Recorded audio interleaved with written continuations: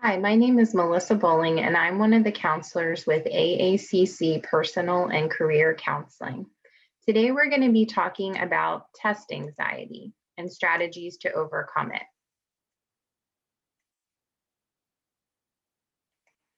Before we get started, I wanted to just briefly talk about the counseling services that we provide. We provide personal and career counseling. It is free, short term. We can help locate campus and community resources and refer to other mental health providers in the community as needed. If you find that you're still struggling with test anxiety or other personal issues after this presentation, or you need help with career assessments and exploration, feel free to schedule an appointment with us by reaching out to counseling@aacc.edu or giving us a call at 410-777-7111.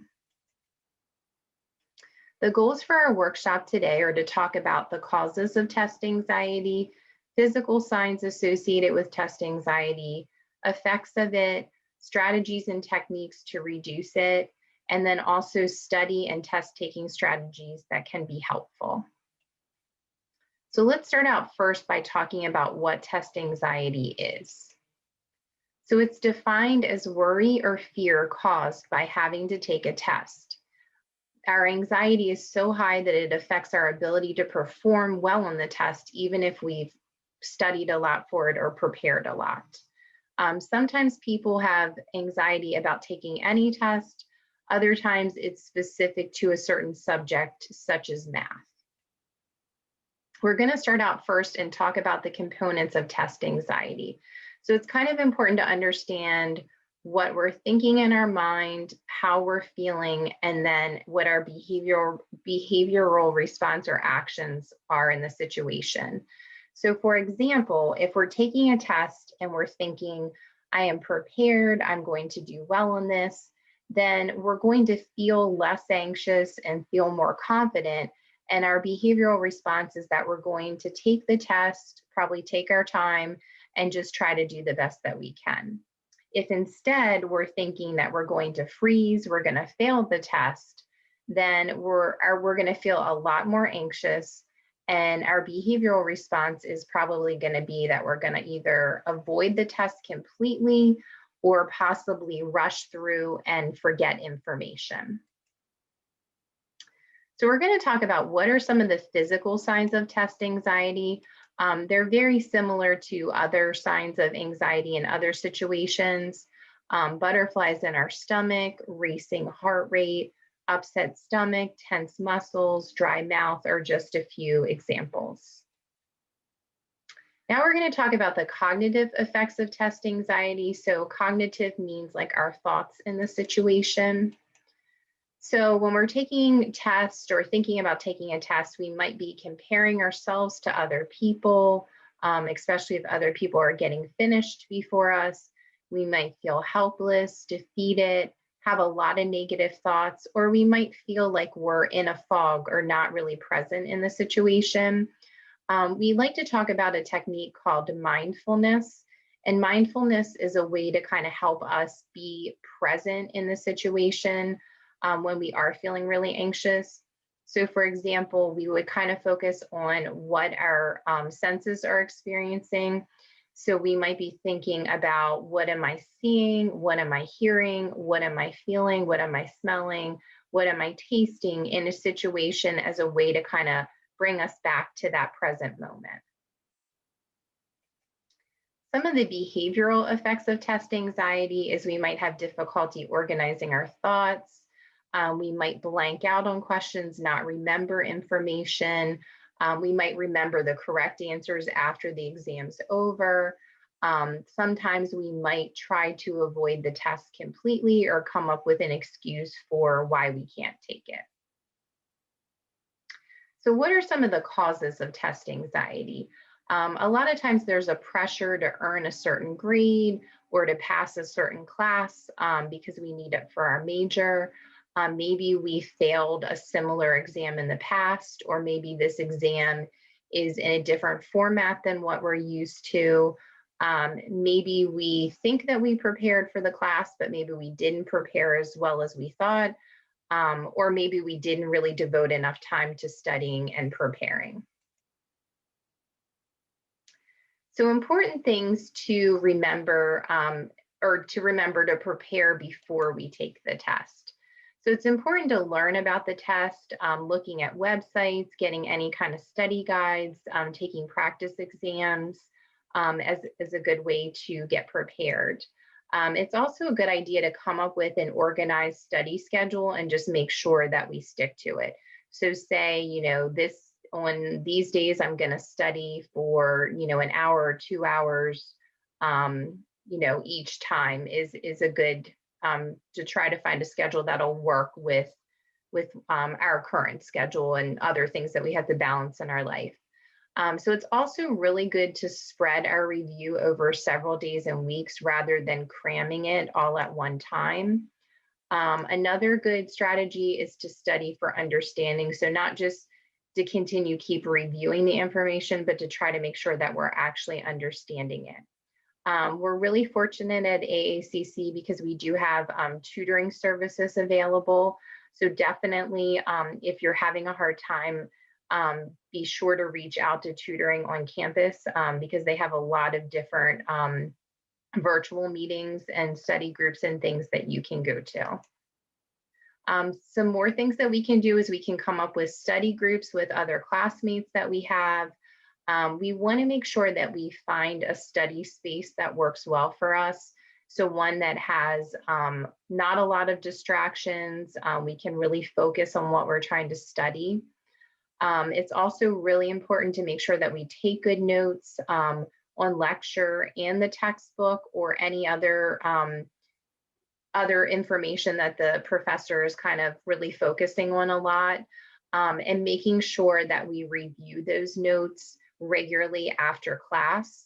And then making sure that we use multiple methods for learning. So we're maybe using study guides, flashcards, mind maps, quizzing ourselves out loud, standing up, moving around as we're studying. Another really important thing to be aware of is what type of learner you are. So the website on here actually has a learning style assessment that you can complete to figure out if you're an auditory, visual, or kinesthetic learner. So down here, it kind of just explains that auditory are people who like to hear information and that's how they learn best. So some good strategies for studying would be talking about the information with someone, listening to recorded lectures, if that's an option, rereading notes aloud. Those are all really good study strategies. For visual learners, they like to see the information. So maps, charts, diagrams tend to work well for them. For tactile and kinesthetic, they like to learn more hands-on. So maybe like tossing a ball as their learning material.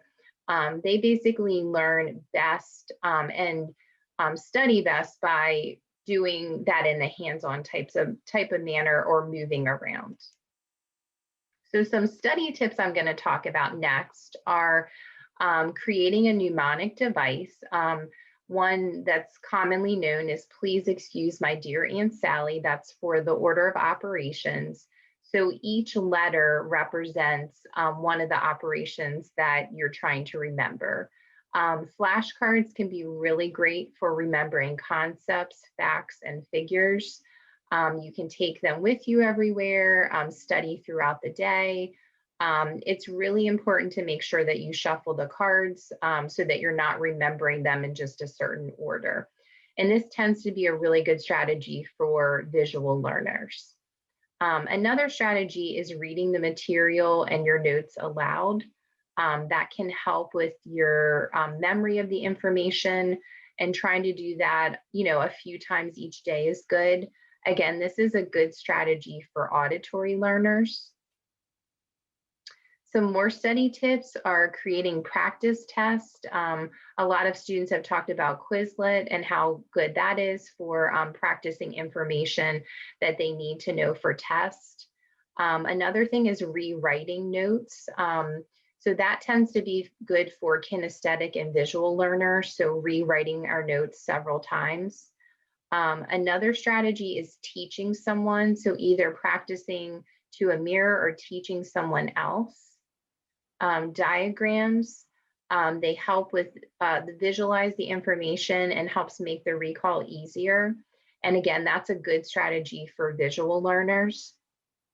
And if it's an option, listening to recordings of lectures over and over again, as long as the instructor has permitted you to record the lecture, that can be a really good strategy for auditory learners. Okay, so two more study tips to talk about. Mind maps use colors and images to help make connections to the material. And again, that would probably be a really good strategy for visual learners. Another strategy is called SQ3R. It's a structured approach to help when you have to learn chapters and sections of textbooks.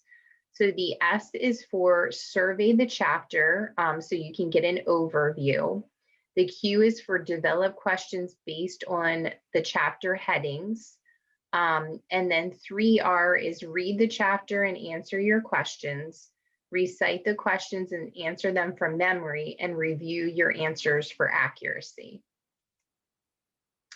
So next we're going to talk about test day preparation and important things that you can do.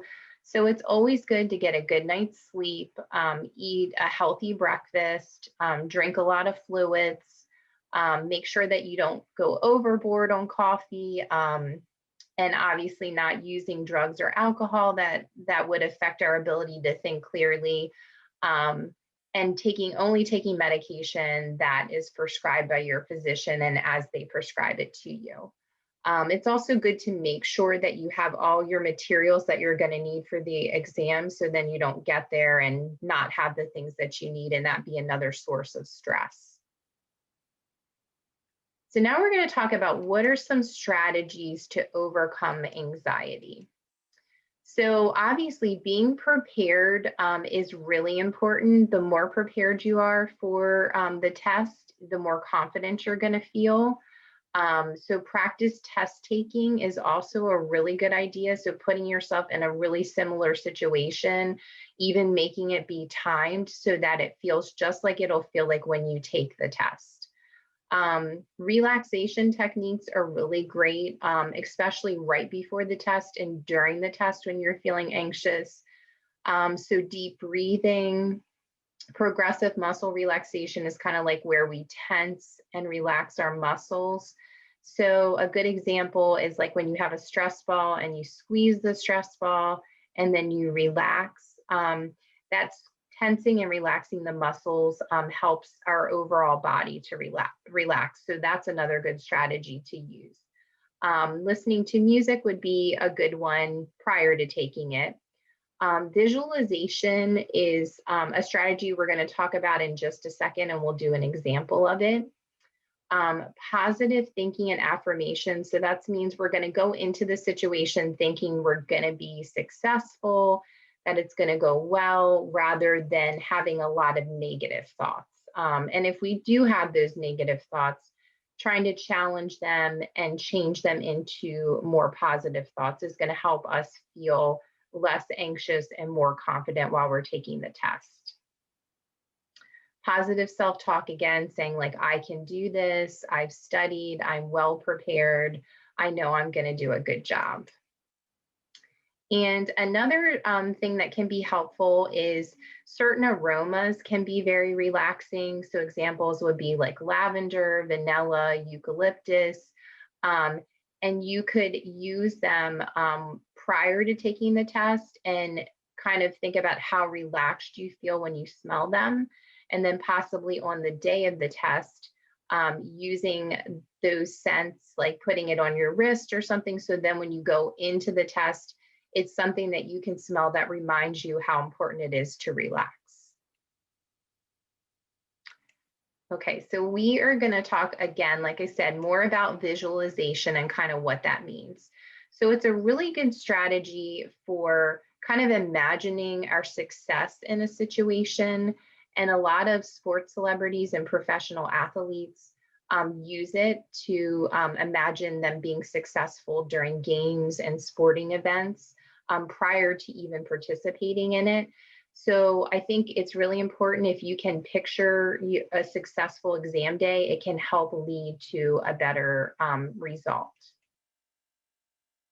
So we're going to do a quick visualization where you're visualizing your success on the test. So sit quietly and close your eyes. Imagine you are driving to the test. You feel calm and confident. You arrive at the test site and you find the perfect parking spot.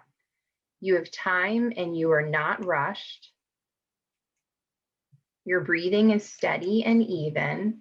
You find the test room and you are able to focus on clearing your mind. Your mind remains clear and sharp. You feel ready, strong, and courageous. You open the test and find the answers come easily. It's not as bad as you thought it would be. In fact, you are in the zone. You complete the exam and feel good about your performance. You get your results and you passed. You feel great. So the more that you can visualize a good performance, the more this exercise is going to work for you. So a good number to remember is at least 4 times before you take the exam, and it is a really great idea to use it as you're falling to sleep the night before you take the exam. So next, we're going to talk about the importance of altering our negative thinking. So you do have control over what you're thinking in situations. Sometimes if we think really negatively, that can almost set us up for failure or self-fulfilling prophecy. So it's an important idea to identify what are your own patterns of negative thinking. So for example, if I blow this test, it's my whole career, my whole life.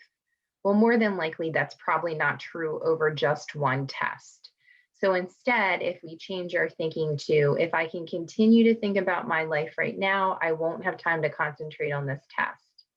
So we can challenge our original statement, and these statements are not absolute predictable truth. So the more that we can focus our thinking on being positive and productive, it's going to help us to be more successful on our test. So here's a quick little comic. It says, I'm an idiot, I'm so stupid. So obviously, if he's thinking those things, he's not going to be feeling very good about how well he's going to do on a test. On the other hand, if he's thinking, no, I'm not, I'm okay, actually, then he's probably going to feel a little bit more confident and hopefully be more successful. Okay, so now we're going to talk about some strategies that you can use during the test. So it's important to arrive there early, make sure that you find a comfortable place. Doing a memory dump just means kind of like putting other things out of your mind that have nothing to do with the test. Making sure that you read the directions carefully, breathing deeply, and making positive self-statements to yourself while you're taking the test. Making sure that you're budgeting your test taking time because you don't want to run out of time, and reading each of the questions carefully. Make sure that you keep moving, so answer easier questions first. If it's an essay exam and you blank completely, just get your pen and start writing. Don't panic if you see other students turning in their test. It's more important to take your time and make sure that you're not rushing through the test. So obviously, a really important part of it is having a positive attitude. So some of the things that you can think is, I'm ready for this exam. I'm capable of doing my best, and that is what is important. I will succeed. This exam may seem difficult now, but I will be ready when I take it. I deserve to do the very best I can. So if you find that your test anxiety is still a problem after trying to use a lot of these strategies, feel free to reach out to us at Counseling Services for an individual session. It might not be a bad idea also to reach out to Disability Support Services, or DSS. They can provide possible accommodations such as extended test time. and their email is dss@aacc.edu, and their phone is 410-777-1411. So testing success involves strong time management, excellent note-taking, hours and hours of study time, a little more study time, and then study a little more, and then being confident that you're going to be successful. So I wish you the best of luck on your exams, and I hope you have a great semester, and don't hesitate to reach out to us if you feel like you need to set up an appointment for additional assistance. Thank you.